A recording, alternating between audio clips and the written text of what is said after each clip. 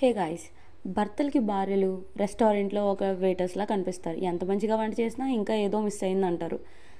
ఇంచగ్గా 2 ఫ్రైలు, ఒక సాంబారి, కొబ్బరి పచ్చడి చేస్తే నాకు ఇది కాదు, ఏదన్నా ఇన్స్టెంట్ ఫ్రై కావాలి, కొంచెం క్రిస్పీగా ఉండాలని అడిగాడు. మా అత్తయ్య వీడి సంగతి చెప్దామని చెప్పేసి నాతో ఈ సోయా చంక్ ఫ్రై చేయించారు. రియల్గా చెప్తున్నాను, ఫస్ట్ టైం నేను ట్రై చేశాను, చాలా బాగుంది. ఏం లేదండి, చాలా ఈజీ. కొన్ని సోయా చంక్స్ తీసుకొని హాట్ వాటర్లో వేయండి. అది బాయిల్ అవగానే శుభ్రంగా వాటర్ అంతా పిండేసుకొని పక్కన పెట్టుకోండి. ఒక నాన్ స్టిక్ కడాయి తీసుకున్నాను, దాంట్లో మాది నువ్వుల నూనె అనమాట, అందుకే పొంగు వస్తుంది. గరం మసాలా కానీ, ఉప్పు కానీ, పసుపు కానీ అన్నీ వేసాను.